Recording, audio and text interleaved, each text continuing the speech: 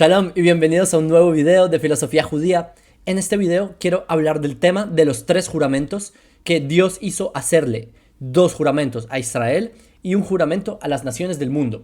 Así lo trae el Talmud en el Tratado de Ketubot. ¿Por qué quiero tratar este tema? En la parte 1 de este video, que les dejo el link en la descripción, hablamos sobre el tema del antisionismo.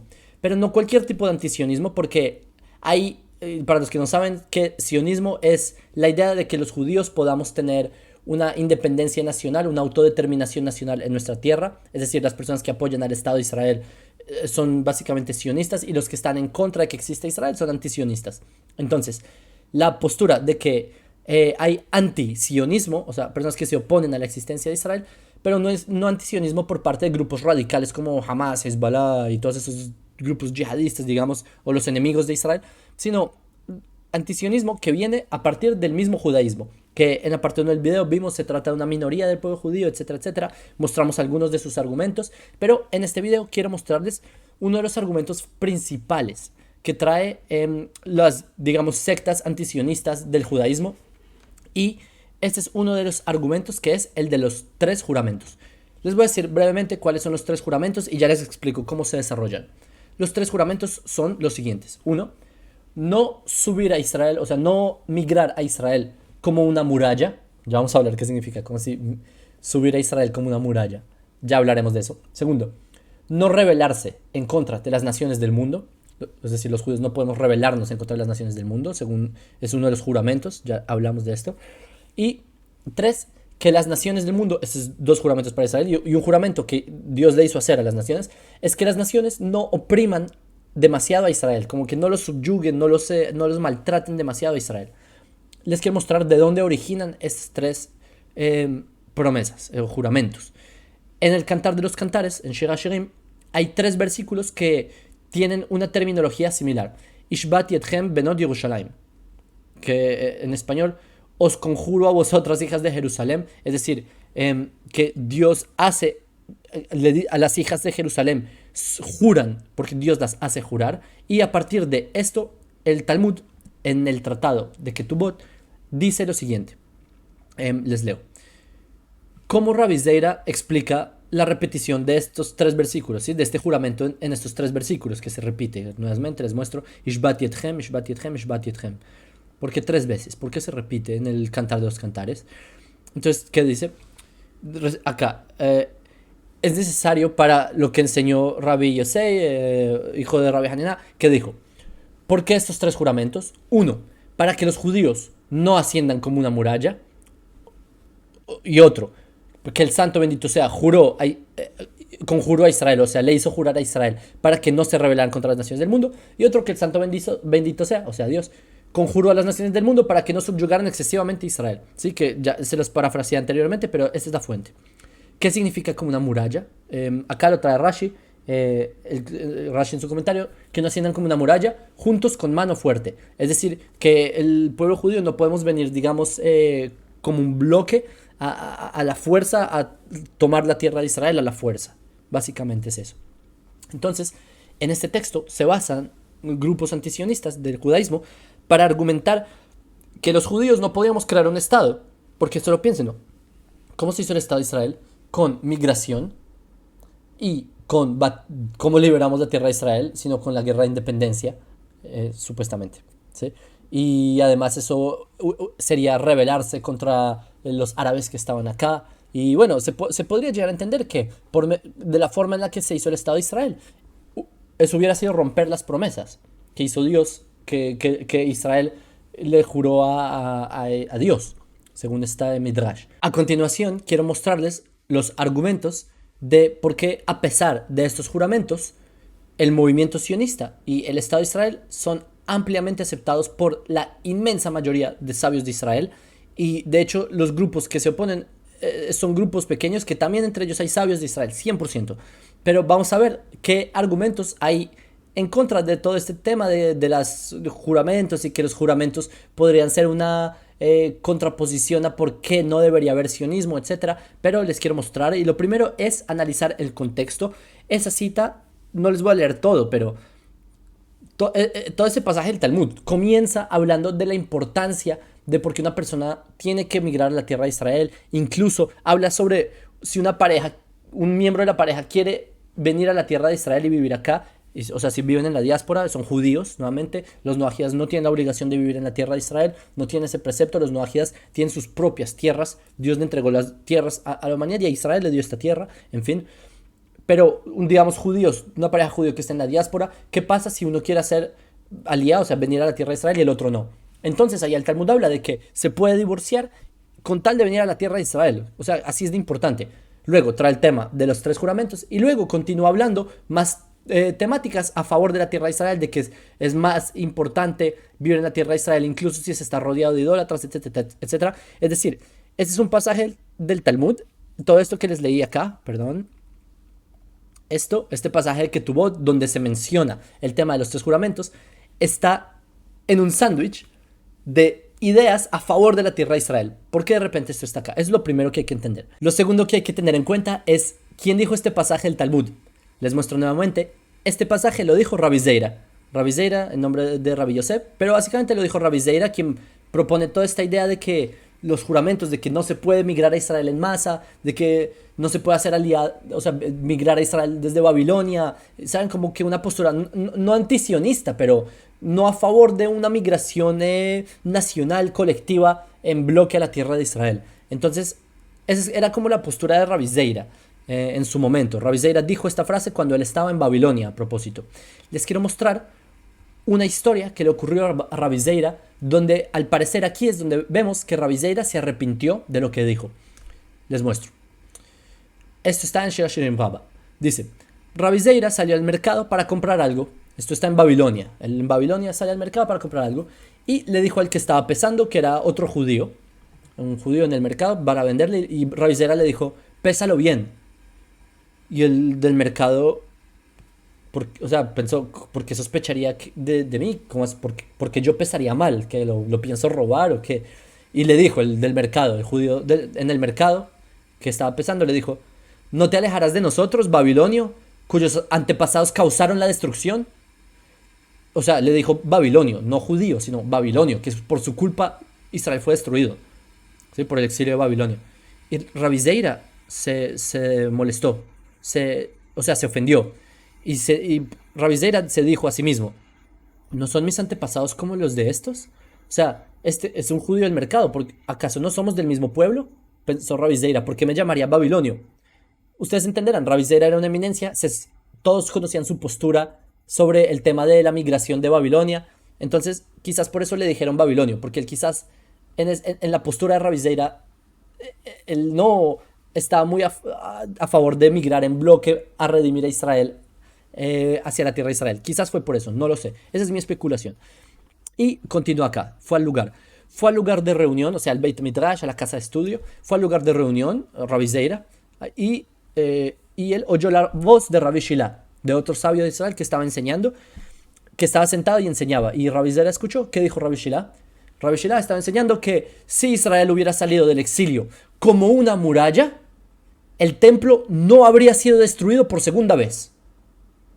Y mírense la terminología, ¿sí? Como una muralla. Esto es, si entienden como los remes, como las misma terminología que se usó en el Talmud. En este momento, Rabbi Zeira reaccionó y dijo, este inculto se refiere al del mercado, ¿sí? Amaretz. Este tipo del mercado me enseñó bien. O sea, el del mercado tenía razón. Aquí es donde Rabbi Zeira le concede la razón al del mercado. Y al parecer, a partir de aquí, Rabbi Zeira se arrepiente de haber tenido una postura así con respecto a la tierra de Israel. De que no se puede migrar de Babilonia y no se puede ir en bloque, etcétera, etcétera. Esto, ¿por qué lo digo? Porque hay otra cita del Talmud que cuenta que Rabbi Zeira decide él mismo migrar a la tierra de Israel. Él mismo decide dejar Babilonia y venir a la tierra de Israel. Dice la cita así. Cuando Rabbi Zeira ascendió a la tierra de Israel, ayunó 100 ayunos para olvidar el estudio de Babilonia, o sea, lo que había estudiado en Babilonia, para que no le estorbara, ¿qué? Aprender la Torá de la tierra de Israel. Para poder aprender la Torá de la tierra de Israel, hizo 100 ayunos y olvidar todas las cosas que aprendió en Babilonia. Imagínense, no escuchamos de algo así de ningún otro sabio del Talmud, y varios sabios del Talmud fueron de Babilonia y migraron a la tierra de Israel, pero no vemos que ayunaron 100 ayunos solo para olvidar todos esos estudios. Quizás acá, al parecer, Rabbi Zeira en verdad cambió su postura con respecto a las enseñanzas que él había dicho sobre la tierra de Israel. Y él mismo migra a la tierra de Israel y él mismo hace 100 ayunos con tal de aprender desde cero en la metodología de la tierra de Israel y la Torah de la tierra de Israel, o sea, el Talmud Yerushalmi y todo esto. Ese es el primer punto, que es importante saber que incluso el autor de esta cita terminó migrando a la tierra de Israel como un individual, sí, es verdad, no como un bloque, etcétera, pero vemos como el cambio de postura. Algo interesante e importante de mencionar es que el tema de los tres juramentos no es alajá, no es la ley judía, no es la ley, sino que es midrash, es agadá, midrash agadá. ¿Qué es midrash agadá? Son enseñanzas que nos vienen a enseñar principios al pueblo judío, pero que no fijan una alajá.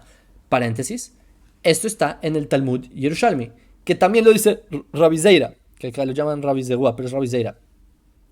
Y dice, Rabbi Zeira en nombre de Shmuel dice, no se aprende alajá ni de las prácticas, o sea, de la Mishnah, o sea, cuando uno lee una Mishnah no puede de ahí sacar una alajá en sí, ni de la Agadá, o sea, del Midrash, como lo de los tres juramentos, eso es un Midrash, eso es Agadá, ni de los Tosfot, o sea, de las Baraitot, es otro tema, sino solo del estudio, ¿sí? Solo del Talmud, solo de haberlo aprendido. Y vemos que el mismo autor dice, no se aprende a la halajá, y esto ya lo dijo estando en la tierra de Israel, no se aprende del Midrash. Entonces, por eso es que el tema de los tres juramentos no necesariamente implica un tema halágico. Posiblemente es un tema que nos da principios de cómo el pueblo de Israel debemos concebir las cosas, pero no como un tema de que estamos haciendo una prohibición al hecho de hacer esto, ¿sí? Paréntesis, acá todos estos paréntesis que ustedes ven son de Orla y Sharim, ¿sí? No me los inventé, yo no traduje esto, ¿sí? Eso es de Orla y Sharim. Paréntesis, a partir de esta cita uno también puede entender por qué una persona no debe ser autodidacta al momento de aprender Torah. Porque hay personas que se ponen a leer midrashim, se ponen a leer textos online. Yo he visto cristianos que se ponen a leer un midrash sobre Lilith y un midrash sobre yo qué sé qué cosas y que están totalmente confundidos y no entendieron el punto ahí y se contradicen a sí mismos. Por eso es importante tener una guía rabínica, ¿sí? Esto será un paréntesis para que recuerden que estas temáticas se tienen que estudiar con un rabino, con alguien que sepa que está enseñando. No es que la persona, bueno, voy a leer en internet a ver qué descubro y cómo lo interpreto, si no funciona. Entonces eso me parece importante de recalcarles que siempre tienen que tener una guía rabínica. Yo estoy poniendo las fuentes acá porque veo la necesidad de mostrar los argumentos, porque generalmente me ha pasado que vienen personas que son antisionistas y me dicen, no, pero está escrito en tal lugar en el tratado de Ketubot sobre los tres juramentos. Bueno, entonces acá estamos analizando justamente ese tema con fuentes. Es por eso que yo estoy mostrando las citas puntualmente. Ahora, como les dije, este tema de los tres juramentos no es alajá. Y de un midrash de un midrash agadá, no se aprende la alajá. De hecho, de quien sí se aprende la alajá. Bueno, otro tema sobre de que esto es netamente una mashal, ¿sí? Como una alegoría. Les quiero mostrar. Esto es Igeret Teimán de Maimónides, que paréntesis, les recuerdo, Maimónides, él escribió libros de alajá, obras maestras de alajá como Yad Hazaká. Y acá les leo, como dice, esto está en Igeret Teimán, una carta que él envió, que Maimónides le envía a la judería de Yemen, a los judíos de Yemen, argumentando contra un falso Mesías, que ese falso Mesías estaba haciendo promesas de que ya era el fin de los tiempos y los iba a redimir. Entonces acá Rambam les explica, sí, acá toma el tema de que el rey Shlomo, bueno, les leo solo el fragmento y les dice lo siguiente. Y a la nación la conjuró en lenguaje metafórico, al derech a mashal, esto es un lenguaje metafórico, como dice, os conjuro a vosotras, hijas de Jerusalén, por las cervatillas o las gacelas del campo, no despertéis ni molestéis, sino hasta que surja solo. Es decir, acá Maimónides nos dice que este tema de los juramentos es metafórico, al derech a mashal, no es una alajá, sino que es una metáfora, ¿ok? Entonces, también es un punto interesante que les recuerdo, Maimónides, él optaba, y se puede ver en todos sus textos, y cualquiera que haya estudiado Maimónides en profundidad les va a decir esto, que Maimónides optaba porque la redención de Israel sea por iniciativa humana, no quedarse de brazos cruzados esperando a que caiga un meteorito del cielo con el tercer templo construido o algo así totalmente descabellado. No, sino que la iniciativa humana es la que comienza a detonar la redención, etcétera, etcétera. Y paréntesis, este tema de los tres juramentos no figura en la halajá. Los más grandes comentaristas de halajá y todos los que explicaron temas halágicos no hablaron sobre esto. Ni el Rambam, ni el Rashba, ni el Ritba, ni el Rosh, ni Ameiri, ni el Rif. Ese es un tema que simplemente no es halajá. Ni Nachmanides, nadie. Ahora, Nachmanides, ahora que estamos mencionando, incluso cuenta que, como les dije, uno de los tres juramentos es que Israel no debe ir como bloque a conquistar la tierra de Israel. Quiero mostrarles qué escribe Nachmanides al respecto. Él tiene está en Sefer Mitzvot, ¿sí? Su libro cuenta las mitzvot, como las mitzvot que no contó Maimónides, y dice así, esta es la mitzvah número 4. La cuarta mitzvah, se nos ordenó heredar la tierra del Dios bendito y exaltado, que el Dios bendito y exaltado dio a nuestros patriarcas Abraham, Isaac y Jacob, y no la abandonaremos en manos ajenas de las naciones en la desolación. Es decir, se nos ordenó heredar esta tierra, tenerla. Y luego habla, acá lo salté un poco, que habla de combatir, ¿sí? Dice, y si quieren la paz, haremos la paz con las naciones que digamos estén en este territorio. Si quieren la paz, haremos la paz y los dejaremos en condiciones conocidas. Me imagino que se refiere a que deben cumplir las leyes noágidas. Y dice, pero la tierra la tierra de Israel, no la dejaremos en sus manos, ni en las manos de otros de las naciones por generaciones. Es decir, eventualmente, acá en Nachmanides dice, eventualmente va a ser nuestra tierra. No la vamos a dejar en manos extranjeras. Por lo tanto, es un precepto imperativo, es una mitzvat aseh, como un precepto positivo, dicen también, un precepto imperativo para las generaciones, o sea, para siempre, que cada individuo de nosotros, de los judíos, está obligado incluso en tiempos del exilio, como está bien en el Talmud en muchos lugares. Es decir, acá Nachmanides nos dice que una mitzvah de la Torah, ¿sí? La mitzvah número 4 que él trae en Sefer Mitzvot, es que el pueblo de Israel debemos conquistar la tierra de Israel, debemos tener esta tierra de Israel, incluso si es con un ejército, etcétera, etcétera. Entonces hay que entender que incluso todo este tema de los tres juramentos a nivel halágico es muy cuestionable. Vale la pena recalcar que está la cita de Rav Shlomo ben Shimon Dugan, donde habla que esta misma mencionada por Nachmanides no se refiere a Israel como un bloque, sino que se refiere como a los individuales. Aún así, el Rav Chaim Zimmerman explica que si ya como colectivo está en la tierra de Israel, si pueden hacer guerra, etcétera, etcétera, sea como sea, el tema de los tres juramentos a nivel halágico no fue mencionado por los sabios de Israel. Otro tema que vale la pena recalcar es que la expresión está de no ascender a Israel como una muralla. Esto de como una muralla, hay sabios de Israel que explican que como una muralla se refiere a todo el pueblo de Israel de un golpe, o sea que todos migraron de un golpe. Así lo explica el Riaz, el Shitat Mekibetz, el Maharal, el Gaon de Vilna y otros bastantes lo explicaron así. Entonces se refiere a como un bloque. Y el Estado de Israel no fue que todo el pueblo de Israel está como un bloque. La muestra es que casi la mitad del pueblo de Israel aún sigue afuera de la tierra de Israel. Hay muchos judíos en la diáspora. No todo Israel vinimos como un bloque. Fue de forma progresiva, kimá, poco a poco que se fue dando todo. Aún así, hay que recordar que Israel no se rebeló tampoco. Piénsenlo. Israel, y les cuento a nivel histórico, en 1917, ¿quién tenía la tierra de Israel? Los británicos. Los británicos vencen a los otomanos durante la Primera Guerra Mundial, que los otomanos eran quienes tenían el control de esta tierra, los turcos otomanos, y vienen el Imperio Británico y el mandato, y así ellos expulsan a los otomanos como gobierno, y así montan el mandato británico en la tierra de Israel. ¿Qué pasa? Que en 1917 el gobierno de Inglaterra, su majestad, aprueba lo que se llama la Declaración Balfour. ¿Y qué pasa? La Declaración Balfour, ¿qué es? Es un documento que dice que el reino soberano acá, que era el Imperio Británico, le iba a dar la tierra de Israel al pueblo judío, que iba a ser un hogar nacional para el pueblo judío. Es decir, que Israel no se rebeló contra el pueblo que estaba acá. El pueblo que estaba acá hizo un documento legal que es la Declaración Balfour de 1917, para que el pueblo de Israel, el pueblo judío, tuviéramos la tierra de Israel. Y eso es primer punto. Segundo punto, esto no se quedó así en el aire. El documento de la Declaración Balfour fue incorporado por la Liga de las Naciones. 1920, en la conferencia de San Remo, se reúnen las naciones, que esto era antes de la ONU, estaba la Liga de las Naciones, ¿sí? Y se reúnen la Liga de las Naciones y ellos adoptan lo establecido en la Declaración Balfour y ellos aprueban que la tierra de Israel sería destinada al pueblo judío. Así lo dice. Y por eso, sabios de esa generación escribieron, relacionado con el tema de los tres juramentos, lo siguiente. Esto lo escribió el Or Sameach, que los que no conocen, el Rabbi Meir Simcha de Dvinsk, que él fue uno de los sabios más grandes de Europa Occidental y él fue de los mayores rabinos del siglo XIX, ¿sí? De comienzos del siglo XX, y él escribe en una de sus cartas lo siguiente.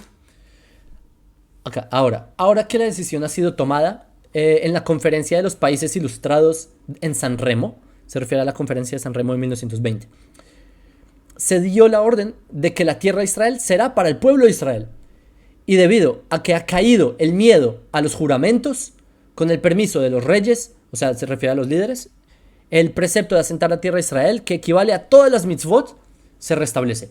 Es decir, acá el Or Sameach nos dice que debido a la conferencia de San Remo, ya no hay miedo a los juramentos. Ya no está el miedo al juramento de rebelarse a las naciones, porque ya las naciones, porque les dije, hay 3 juramentos. Y uno de esos es no rebelarse a las naciones. Y si ya no está el juramento de rebelarse a las naciones, porque las naciones ya están de acuerdo en que la tierra de Israel se le da a Israel, como se estableció en la conferencia de San Remo. Entonces, de acá se puede entender que ya se debe asentar la tierra de Israel. Y él mismo lo escribe, que equivale a todas las mitzvot hacer esto. Y es mitzvah para toda persona ayudar a cumplir este precepto. O sea, toda persona judío, ¿no? Todos deben apoyar a que el judío debe... este ideal sionista de asentarse en la tierra de Israel. Entonces, y acá el mismo Sameach, ¿sí? De los enormes sabios de este tiempo, dice que ya no hay miedo de los juramentos. Esto por un lado. A propósito, también el Admor de Sohashov lo trae, que si las naciones daban permiso, él decía, si las naciones dieran permiso, ya no hay miedo al juramento, ya no hay juramento, y se permite crear un país técnicamente. Y a propósito, no se quedó en la conferencia de San Remo. El 29 de noviembre de 1947, las Naciones Unidas, la ONU, es el cuerpo que hasta el día de hoy es el máximo cuerpo de las naciones. Se reúnen y hacen una resolución, la resolución 181, y se determina crear un Estado judío. Y este territorio se le da al pueblo judío, se nos dio. Por lo tanto, no hubo rebelión a las naciones, porque los que tenían la soberanía aquí eran justamente el Imperio Británico, que se hizo la votación de la ONU en 1947. Entonces, por eso es que se pasó. Paréntesis, ¿quién sí rompió el juramento? Las naciones. No les recuerdo qué pasó en el siglo XX, que fue el Holocausto, que las naciones fueron despiadadas con Israel, particularmente el régimen nazi y los aliados de los nazis, y fue la época más oscura desde la destrucción de Jerusalén hace 2000 años. No hubo un momento tan terrible, quizás en la humanidad, y para el pueblo judío en particular, que el Holocausto, y fue justamente acá. Entonces, y sin mencionar que esto fue paralelo a todo el tema que estaban pasando en los países árabes, que estaban expulsando judíos, y estaban haciendo el Farhud, y estaban haciendo todas estas persecuciones. Fue un momento para la historia de Israel, y también países que cerraron las puertas de Israel. Hubo países de Latinoamérica que abrieron las puertas de Israel, países benditos, Guatemala, El Salvador, tuvo personas que salvaron judíos, ¿sí? Entonces, por eso es que los que rompieron este juramento es el juramento de las naciones, justamente por haber oprimido y subyugado a Israel más de lo que debían, excesivamente. Y por eso acá el Shir HaShirim Rabbah se explica, les leo. Rabbi Yosef Bar Hanina dijo: aquí hay 2 juramentos, uno para Israel. Acá se refiere a los juramentos de las 3 juramentos, ¿sí? Aquí hay 2 juramentos en general, uno para Israel y otro para las naciones del mundo.